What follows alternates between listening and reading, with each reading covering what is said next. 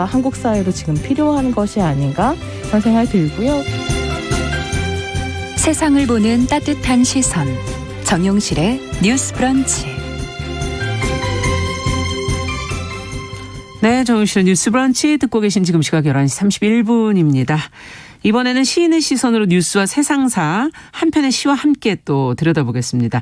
시시한가 오늘도 방수진 시인 자리해 주셨어요. 어서 오세요. 네, 안녕하십니까. 오늘은 어떤 뉴스를 읽어볼까요? 네, 내일이 아시다시피 네. 5.18 민주화 운동 기념일입니다. 그렇죠. 네, 이날을 앞두고 함께 생각해 볼 만한 기사가 있어서 좀 골라봤는데요. 1980년 5.18 항쟁 때 광주에 투입된 공수부대원이 시민에게 사죄의 뜻을 밝혔다라는 뉴스예요. 어떻게 된 일인지 좀 궁금하실 텐데요. 좀 자세히 알려주세요. 네, 주인공을 좀 편의상 A씨라고 부르겠습니다. 네. 올해 연세 69. 네, 네. 수원에 살고 있는 A씨가 지난해 이제 5월 수원 장안공원에서 열린 5.18 사진전에서 사진 한 장을 보게 된 거죠. 네. 군용 트럭 짐칸 위에서 정장을 입은 시민이 공수부대원 앞에 무릎을 꿇고 있는 모습을 담고 있는 사진이었는데 5.18 당시 이제 계엄군의 잔혹성을 좀 보여주는 사진이었는데 이게 1980년 5월 18일 광주 금남로에서 촬영된 것으로 알려져 있었습니다. 그렇군요. A씨는 이걸 보자마자 사진 속의 군인이 자신이라는 사실을 직감을 했다고 합니다. 그래서 그 사실을 5.18 진상조사위 관계자에게 털어놓고 광주 시민들에게 미안한 마음을 갖고 있다. 나는 당시 고통을 겪은 시민에게 사과를 하고 싶다라는 뜻을 전해왔다고 합니다. 그 이후 관계자는 이제 광주에 있는 5.18 유공자 한 회원에게 이 사진을 보내서 무릎 꿇고 있던 시민을 좀 수소문해달라라고 요청을 했는데요. 아직 사진 속의 그 시민의 생존 여부는 확인되지 않고 있고 A씨가 또 얼마 전 지병으로 갑자기 쓰러졌기 때문에 이 경위를 자세하게 지금 파악하지는 못하고 있다고 합니다. 그렇군요. 사죄의 자리는 아직 마련되지 못했지만 뒤늦게라도 자신의 잘못을 인정하고 이렇게 용기를 내서 사과를 하겠다고 나선 행동만큼은 참으로 의미가 있는 행동이 아닐까라는 생각을 해봅니다. 네, 사진 한 장이 지금 과거로 본인을 데려가서 그 그럼요. 상황 속에서 지금 현재를 들여다보니 그렇죠. 너무 사죄하고 싶은 마음이 들었다는 그런 네, 얘기인데 맞습니다. 그 상황, 그 역사 속에 그 1980년 5월 18일 그 사진은 어떤 상황이었을까요? 참 뭐 당시의 현장을 어떻게 저희가 말로 예. 설명할 수 있겠습니까? 하지만 무릎을 꿇은 사람도 무릎을 꿇린 그 사람도 시대와 상황 속에서 나름의 고통과 갈등이 있지 않았나 추측을 해봅니다. 우선 자신의 의지와 관계없이 무릎을 꿇어야 했고 극도의 공포와 불안에 떨었을 그 시민의 마음을 생각해 보니까 정말 명치가 아파오고요. 무릎을 꿇린 계엄군 공수부대원의 마음도 뭐 짐작을 해보면 사실 지금에서라도 사과를 하겠다라고 하면서 수소문을 하려는 의지를 봤을 때는 당시에도 지시에 따라서 시민에게 폭력적 명령은 했긴 했지만 사람이 사람에게 어떤 권리로 이런 대우를 해도 되는 것인가 하는 그런 약간 임무를 수행해야 되는 마음 그리고 그런 것들에 대해서 좀 불편해하는 마음 이런 것들이 좀 모순적으로 들어있지 않았었나라는 추측을 해봅니다. 사실 이 소식이 낯설지가 않은 게 작년이었나요? 비슷한 뉴스를 제가 본 적이 있어요. 네. 무고한 시민에게 총을 쐈던 그 공수부대원 네, 41년 만에 유족에게 직접 사과를 했다고 해서 화제가 되고 네, 있는데 네, 맞습니다. 사실 이제 그분들도 나이가 공수부대원들도 많이 이제 들고 있으시고 세월이 많이 흐르다 보니 지금이라도 사죄를 해야겠다라는 그런 생각 그동안에 많은 고민이 있지 않았을까 이런 생각이 들어요. 맞습니다. 사과라는 말을 사전에서 한번 찾아보면요. 예. 그러니까 자기의 잘못을 인정하고 용서를 빈다라는 뜻인데 또 용서는 뭘까라고 찾아보니까 지은 죄나 잘못한 일에 대해서 꾸짖거나 벌하지 아니하고 덮어준다라는 뜻이거든요. 그렇다면 용서와 사과는 참 어찌 보면 참 가까운 지척의 거리에 있는 단어가 아닐까 싶어요. 그러네요. 진정한 사과에는 즉 용서가 따라온다라는 그러네요. 거거든요. 네. 반면에 진정성 없는 사과에는 용서가 쉽지 않은 겁니다. 따라가질 않는 거죠. 그렇습니다. 어떻게 뒤집어 생각해 보면 그 오랜 세월이 지났지만 자신의 잘못을 잊지 않고 있었다라는 뜻도 되죠. 그리고 용서를 빌 기회와 시간을 꾸준히 생각해 봤었다라는 뜻도 되고요. 용서를 빈다라는 행위의 전제는 자신이 무엇을 잘못했는지 알고 기억하고 그것을 인정한다라는 자세부터 시작되는 게 아닌가 하고 그런 의미에서 이번 사연의 주인공은 진정한 사과를 위한 첫 발걸음을 내디딘 게 아닌가라는 생각을 해봅니다. 네, 그 어떤 국가 폭력이라든지 전쟁이라든지 이런 게 이제 민간인들에게는 참 정말 위협적이고 그 총을 겨눈 군인도 본인의 의지로 그렇게 한 것은 아니었을 거라는 생각도 드는데 지금 우크라이나 사태를 보면서도 그런 생각을 다시 하게 돼요. 네. 뭐 이 오늘 주제에서 어쩌면 가장 맥이라고 볼 수 있을 부분일 것 같은데 도대체 인간의 잔인성과 폭력성은 그러니까요. 어디서 오는 걸까? 네. 그리고 이게 뭔가 내재된 것인가? 아니면 이런 고민 많이 하실 것 같은데 제가 그래서 좀 공부를 좀 해봤습니다. 그 폭력성에 대한 논의가 여러 가지 해석이 존재하더라고요. 첫 번째는 인간의 폭력성은 이제 내재되어 있다라고 보는 측면이 있습니다. 뭐 정신분석학자 유명한 프로이트 있지 않습니까?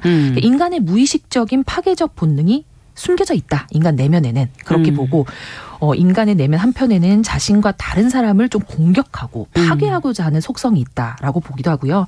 동물 행동학자 콘레드 로렌츠는 폭력성은 치열한 생존 경쟁 속에서 살아남은 동물로서 자연스러운 것이다 라고 보기도 합니다. 실제로 인간은 유인원 중에 하나고 2016년에는 동족을 죽이는 폭력성의 기원을 이제 계통 분류학으로 연구한 결과가 발표되었는데 포유류 관련돼서 인간의 폭력성이 가장 높았다고 합니다. 그러니까 진화의 끝이 인간이라고 봤을 때는 인간의 폭력성은 진화의 산물이라고 볼 수도 있다라는 거죠. 하지만 한편에서는 인간의 폭력성을 환경적 측면에서 보기도 합니다. 참 재미있는 실험이 하나 있어요. 네. 1961년 미국 예일대 심리학과 교수 스탠리 밀그램의 한 흥미로운 실험인데 사람들을 모아서 선생 역할을 하는 집단과 학생 역할을 하는 집단 나눠서요. 선생 한 명과 학생 한 명을 짝지은 뒤에 학생 역할을 맡은 사람을 의자에 묶고 손목에 전기 충격 장치를 연결한 뒤에 선생 역할을 맡은 사람에게 학생이 만약에 테스트에서 틀리면 전기 충격을 가해라. 그런데 한 번 틀릴 때마다 15볼트씩 전압을 높여라 라고 지시를 했는데요.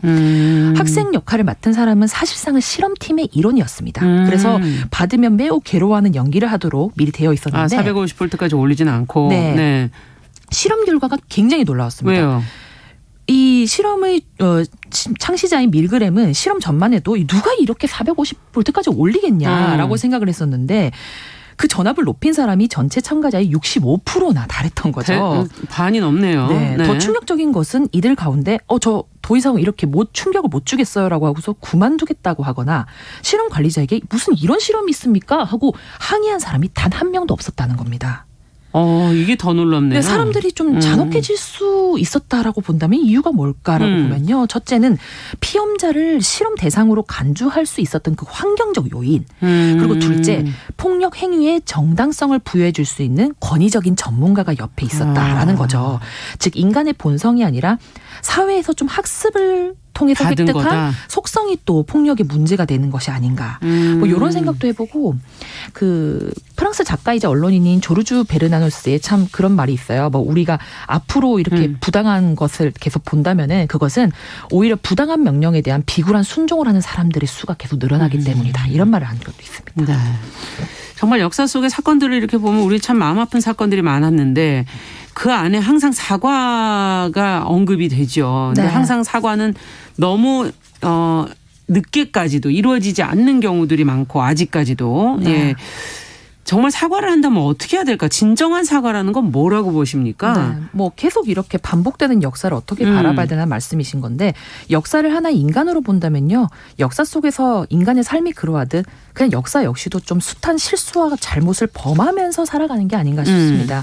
그렇게 보면은 문제가 반복된다고도 볼 수 있지만 자신의 잘못을 인정하고 뉘우치고 구하고자 하는 그 자세가 있다면은 사실상 이것은 우리가 계속 역사가 진보된다고 어쩌면 볼 수도 있다라고 저는 생각을 하고 이번 사건에서 이제 댓글을 보면은 사람들이 그런 말을 많이 했어요. 늦게라도 사과할 용기를 냈다는데 박수를 그렇죠. 보내고 싶다. 그리고 용서를 구하는 자에게는 용서를 해줄 자격이 있다. 이런 얘기가 있었습니다. 네. 그렇다면 정말 진정한 사과를 어떠한 태도로 해야 될까요?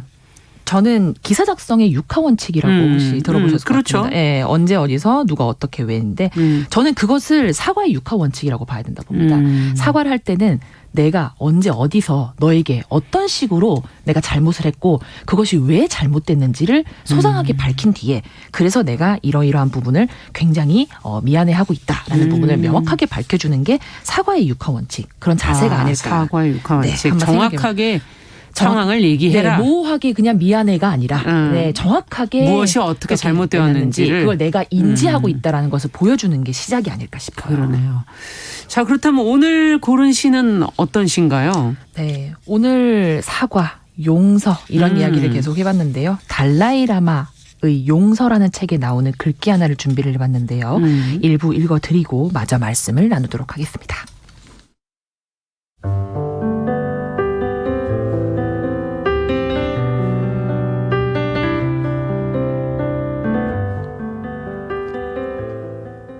용서, 달라이라마. 용서는 단지 우리에게 상처를 준 사람들을 받아들이는 것만을 의미하지 않는다. 그것은 그들을 향한 미움과 원망의 마음에서 스스로를 놓아주는 일이다. 그러므로 용서는 자기 자신에게 베푸는 가장 큰 자비이자 사랑이다.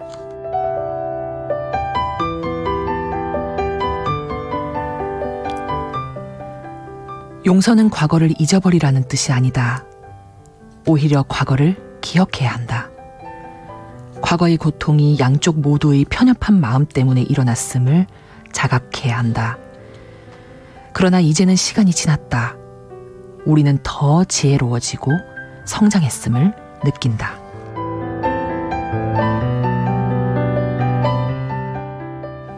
이게 달라이라마가 아닌 딴 사람이 얘기했다면 좀 다를 것 같기도 한데 역시 우리가 생각하는 범인들의 생각과는 좀 다른 게 다르죠. 아닌가 네. 그런 생각이 드네요. 참 네. 오늘 마침 상처를 누군가가 줬고 그것을 용서를 구하는 사람들에 대해 이야기를 나눠봤잖아요. 네.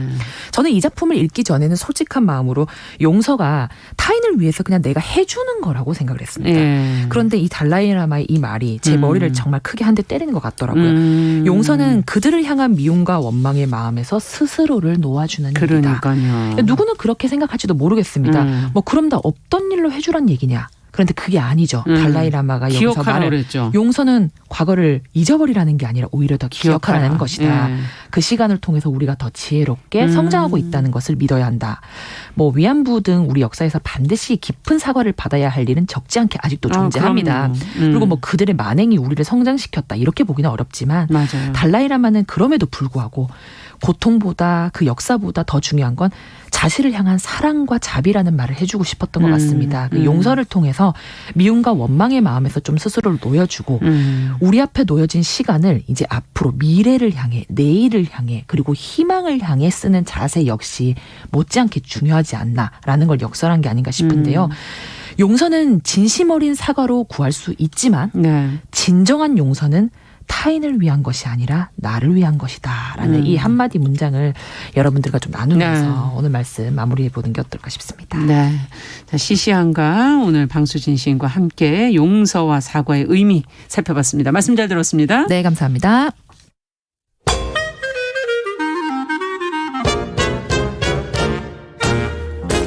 모두가 행복한 미래 정용실의 뉴스 브런치.